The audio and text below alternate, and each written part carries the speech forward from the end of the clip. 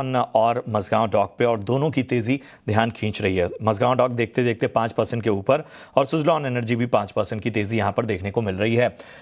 बताएं लक्ष्मीकांत जी, इन दोनों शेयरों पर क्या राय बन रही है? खास तौर पे अगर हम मझगांव डॉक की बात करें तो डिफेंस का अग्रणी शेयर, और जाहिर सी बात है कि लगातार जो मुनाफा वसूली देखी थी हमने खास तौर पे पीएसयू स्टॉक में, जिसमें बहुत बड़ा शेयर जो था वो डिफेंस शेयरों का था। तो बताइए क्या रणनीति लेकर चलें मझगांव डॉक में और इसके साथ ही सुजलॉन में?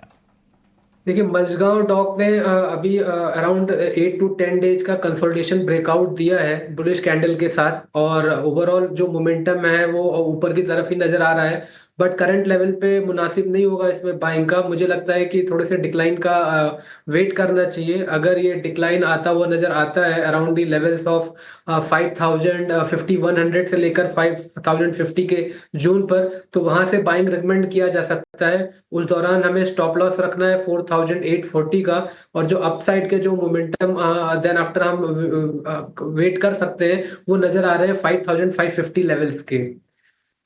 वहीं पर अगर हम सुजलॉन की बात करें, सुजलॉन में भी हमें ट्रैक्शन दिखाई दे रहे हैं अपर साइड के, और मुझे लगता है कि ये ज़्यादा फेवरेबल स्टॉक रहेगा जिनको करंट लेवल्स पे बाइंग करना है, क्योंकि यहाँ पर हमें रिस्क रिवॉर्ड रेशियो फेवरेबल नजर आ रहा है।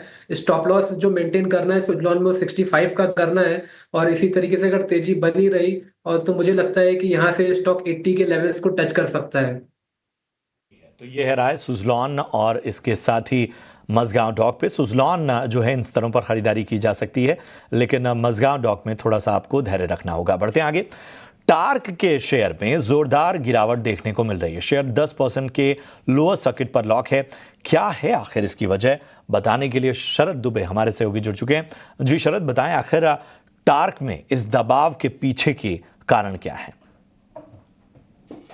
जी बिल्कुल, टाक पे जो है एक टाइप से सेबी का एक्शन आया है। यहाँ पे देखें तो स्टॉक जो है 10% का गिरावट देखने मिला आज दिन के ट्रेड में, लोअर सर्किट पे है। और अगर पिछले 5 सेशन में देखें तो बिकवाली देखे ही जा रही है, 16% गिर चुका है। और 2024 की ऊंचाई से देखें तो स्टॉक में 30% का भारी गिरावट भी देखने मिला है। लेकिन क्या मामला है ये मैं पहले बताता हूँ आपको। सेबी ने अपॉइंट कर लिया फॉरेंसिक ऑडिटर को, जहाँ पे वो फाइनेंशियल स्टेटमेंट्स को ऑडिट फिर करेंगे। अब ये फाइनेंशियल स्टेटमेंट्स के ऑडिट के जो है 2 असेसमेंट लिए गए हैं, एक FY 21-22 है और दूसरा वाला FY 22-23। तो ये इंपॉर्टेंट डेवलपमेंट आ रही है। लेकिन रीजंस क्या हैं इस ऑडिट करने के, इस फॉरेंसिक ऑडिट का रीज़न सबसे इम्पॉर्टेंट है कि बहुत सारे इंपॉर्टेंट डिस्क्लोजर्स को लेके जो उन्होंने चिंता जनाई है, स्पेशली फाइनेंशियल इन्फॉर्मेशन और जो बिजनेस ट्रांजैक्शंस कंपनी की हुई है उसको लेके थोड़ी गड़बड़ी की आशंका है।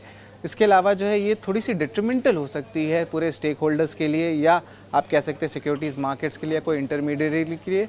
तो इसीलिए जो है एक फॉरेंसिक ऑडिट जो है सेबी ने रिक्वेस्ट किया है। लेकिन कंपनी का क्या जो बयान आया है ये भी इम्पॉर्टेंट है कहना। कंपनी के साइड से कंपनी कह रही है कि कोई मेजर इम्पैक्ट जो है फाइनेंशियल ऑपरेशन या स्ट्रैटेजिक उद्देश्यों पर नहीं रहेगा, और ओवरऑल जो है कंपनी कोऑपरेट करने वाली है पूरे प्रोसेस में।